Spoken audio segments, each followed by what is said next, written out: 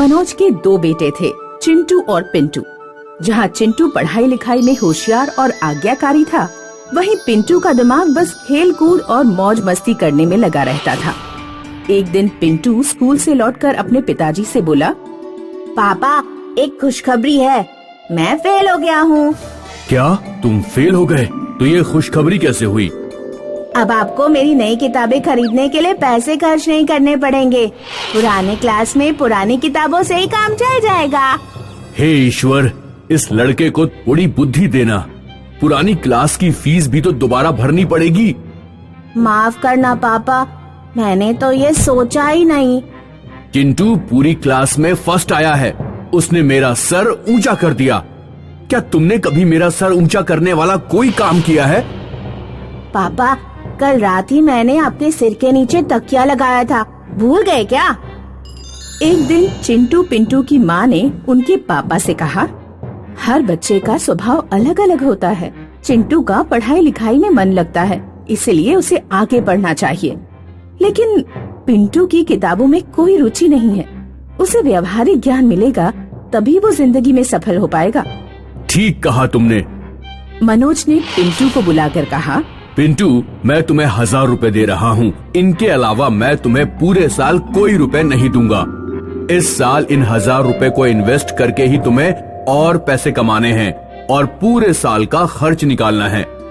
पिंटू 1000 रुपए पाकर खुश हुआ, लेकिन उसे समझ नहीं आ रहा था कि आखिर सिर्फ 1000 रुपए से उसका पूरे साल का खर्चा कैसे चल पाएगा। पिंटू गांव में घूमने निकल गया। उसने एक किसान को खेत में काम करते देखा। हमारा भी तो एक खेत है जिसे पिताजी किसी काम में नहीं लेते। क्यों ना मैं उस खेत में कुछ उगाऊं और फिर बाजार में ले जाकर बेचूं। पिंटू बीज खरीदने बाजार गया। दुर्भाग्य से वह अर्जुन नाम के एक चालाक और बेईमान दुकानदार के पास पहुंच गया। दुकानदार ने पिंटू को नादान समझकर उसे बैंगन के बेकार बीज दे दिए। पिंटू ने जब बैंगन की फसल उगाई तो अंदर से सारे बैंगन सड़े हुए निकले। लगता है मेरी सारी मेहनत बेकार चली गई। इन सड़े हुए बैंगनों को तो कोई भी नहीं खरीदेगा। पिंटू ने बैंगनों को ऐसे ही छोड़ दिया और वह निराश होकर नदी के किनारे जाकर बैठ गया। पिंटू ने देखा कि गांव के कई लोग नदी पार करके दूसरे गांव जा रहे हैं और उन्हें नदी पार करने के लिए बहुत इंतजार करना पड़ रहा है, क्योंकि नदी में एक ही नाव है। पिंटू ने बचे हुए पैसों से एक नाव खरीद ली और लोगों को नदी पार कराने लगा। नदी पार कराने के काम में पिंटू को बहुत मेहनत करनी पड़ती, लेकिन कमाई बहुत कम होती। वह दिन भर में 100 भी नहीं कमा पाता। एक दिन जब वह अपने खेत पर वापस लौटा तो उसने देखा कि खेत के बैंगन हाथी जितने बड़े हो गए हैं। सड़े हुए लेकिन बड़े बैंगन, इनका मैं किस तरह से इस्तेमाल कर सकता हूँ? क्यों ना मैं इन बड़े बैंगनों से नाव बनाऊं? हो सकता है लोग बैंगन की नाव में घूमना फिरना पसंद करें। पिंटू ने एक बड़ी आरी का जुगाड़ किया और बैंगन को बीच में से काटा। फिर बैंगन के बीज के सड़े हुए बीज निकालकर फेंक दिए और बैंगन में बैठने की जगह बना दी। उसने जब बैंगन की नाव नदी में उतारी तो वह लोगों के आकर्षण का केंद्र बन गई। पिंटू ने हर एक आदमी से बैंगन की नाव की सवारी के 200 वसूले। इस तरह वह एक दिन हजारों रुपए कमाने लगा। जब एक बैंगन पानी में गलकर बेकार हो जाता तो पिंटू खेत से दूसरा बैंगन ले आता और उसकी नाव बना लेता। सिर्फ नाव ही क्यों, बैंगन में अगर मैं एक झोपड़ी भी बना लूं तो इस नाव में ही रहने का इंतजाम भी हो जाए। पिंटू ने इस बार बैंगन को बीच से आधा ना काटकर पूरे बैंगन की इस तरह से कटिंग की कि बैंगन में नाव के साथ साथ एक झोपड़ी भी निकल आई।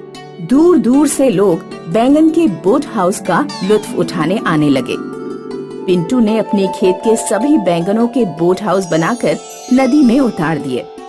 पिंटू की कमाई लाखों में पहुंचने लगी।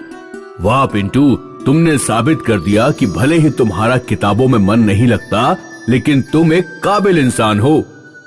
उधर वह दुकानदार जिसने पिंटू को बेकार बीज दिए थे, पिंटू की कमाई देखकर क्रोध से भर गया। दुकानदार अर्जुन एक दिन नकली सरकारी अधिकारी बनकर ब्लॉक के जल विभाग कार्यालय में घुस गया और उसने नदी पर बने डैम का पानी छोड़ दिया। नदी में बाढ़ जैसी आ गई और पिंटू के सभी बोट हाउस बह गए। अर्जुन जाकर पिंटू से बोला, क्यों छोटे, कैसी रही? बाढ़ देखकर मजा आया। तो तुमने ही डैम का पानी छोड़ा था? हाँ, मैंने ही छोड़ा था और मैंने ही बच्चा समझकर वो सड़े हुए सारे बीज भी तुम्हें दे दिए थे। तुमने उन बीजों से बहुत पैसे कमा लिए, अब तुम उनसे कमाई नहीं कर पाओगे। तुमने मुझे बच्चा समझकर गलती कर दी। मैंने एक बड़े बैंगन के बीज बचा कर रखे थे, इसलिए मैं बैंगन दोबारा उगा सकता हूँ। और मैंने तुम्हारी आवाज इस मोबाइल में रिकॉर्ड कर ली है। तुमने अभी कबूल किया कि डैम का पानी तुमने ही छोड़ा था। पिंटू ने पुलिस स्टेशन जाकर अर्जुन की शिकायत कर दी। गैर आधिकारिक तरीके से पानी छोड़ने के जुर्म में अर्जुन को जेल हो गई। पिंटू ने अपने पास रखे बीजों से दोबारा बड़े बैंगन उगाए और उसका बोट हाउस का काम दोबारा शुरू हो गया। उत्तर प्रदेश में पश्चिमी फतेहगंज नाम का एक गांव था, जहां सूरज अपने परिवार के साथ रहता था। सूरज तरबूज की खेती करता था। उसकी 2 बेटियां थीं, ज्योति और मालू। पिताजी, मालू ने बिना कुल्ला किए ही चावल खा लिए। पिताजी, इसने मेरा टूथब्रश अपने सड़े हुए मुंह में डालकर खराब कर दिया, इसलिए मैंने आज दांत नहीं मांजे। मुझे नया ब्रश लाकर दो। मालू बेटी, तुम अपना ब्रश अच्छे से धोकर साफ कर लो। ज्योति तुम्हारी बहन ही तो है, अगर उसने तुम्हारा ब्रश इस्तेमाल कर लिया तो कौन सी आफत आ गई। इस बार तरबूज की खेती बहुत हल्की हुई है, इसलिए बहुत सोच समझकर खर्च करना होगा। कल मैं तरबूज बेचने मंडी जाऊंगा, देखते हैं इस बार कितने पैसे मिलते हैं। मंडी गांव से दूर शहर में थी। मंडी का ठेकेदार मोतीराम एक चालाक और कंजूस इंसान था, जो किसानों का शोषण करता था। इस साल मुझे बेटी की शादी करनी है, 10-12 लाख से कम खर्चा नहीं होगा। मुझे हर हालत में इस सीजन में मोटा प्रॉफिट कमाना है। हरिया, कुछ अपना दिमाग चला और बता, मैं कैसे किसानों से कौड़ी के भाव फसल हासिल कर सकता हूँ। मैंने सोचा है कि कुछ कमजोर किसानों के पैसे रोक लिया जाए, गरीब किसान हमारा कुछ नहीं बिगाड़ पाएंगे। तू क्या कहता है? मालिक, अगर आपने किसानों के पैसे रोके तो वे अगली बार हमारे पास माल बेचने नहीं आएंगे, वे किसी और मंडी में चले जाएंगे। मेरे पास इससे बेहतर उपाय है, जिससे सांप भी मर जाए और लाठी भी न टूटे मालिक। अगले दिन सूरज मोतीराम के पास अपनी तरबूज की फसल लेकर पहुंचा। सूरज, तुम्हारे खेत का तरबूज बहुत मीठा होता है। वैसे तो तुम्हारे 45,000 बनते हैं, लेकिन मैं तुम्हें 50,000 देता हूँ। सूरज ने पैसे अपने थैले में रखे और खुश होकर अपने घर लौटने लगा। ज्योति और मालू के लिए एक एक सूट का कपड़ा खरीद लेता हूँ और 2 नए टूथब्रश भी। सूरज अपने विचारों में मग्न था। अचानक 2 मोटरसाइकिल सवार आए और सूरज का थैला छीनकर फरार हो गए। चोर, चोर, कोई पकड़ो मेरा थैला, चोर, चोर। दोनों चोर मोतीराम ने ही भेजे थे। इस तरह चालाकी से मोतीराम ने सूरज के तरबूज फ्री में हासिल कर लिए। सूरज रोता हुआ मोतीलाल के पास पहुंचा और उसने मोतीलाल को सारी बात बताई। तुम्हारे पैसे छिन गए तो मैं क्या करूं? मैंने तो तुम्हें पूरी रकम दी थी। सेठ जी, मेरे बच्चे भूखे मर जाएंगे, मेरी कुछ तो मदद कीजिए। 2 तरबूज उठा लो और जाओ यहाँ से। आज भर के लिए तुम्हारे परिवार का खाने का इंतजाम हो जाएगा। सूरज बेचारा हाथों में तरबूज लिए रोता हुआ घर लौटने लगा। रास्ते में एक महात्मा आ रहे थे। बेटा, बहुत प्यास लगी है, क्या तुम एक तरबूज मुझे दे सकते हो? सूरज ने एक तरबूज महात्मा को दे दिया। सूरज की आंखों में आंसू देखकर महात्मा उसकी परेशानी समझ गए। उन्होंने सूरज को आशीर्वाद दिया।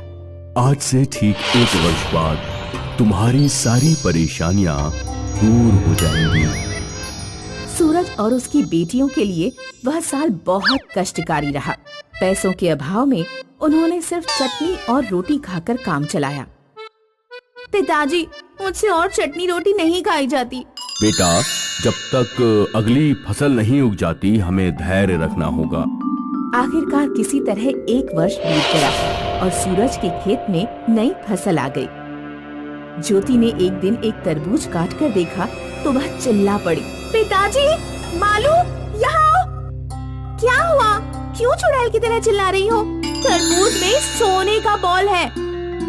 सूरज और उसकी बेटियों ने खेत के बाकी तरबूज काट कर देखे। उन सभी में सोने की बॉल निकली। ये सब उन महात्मा के आशीर्वाद से ही हो रहा है।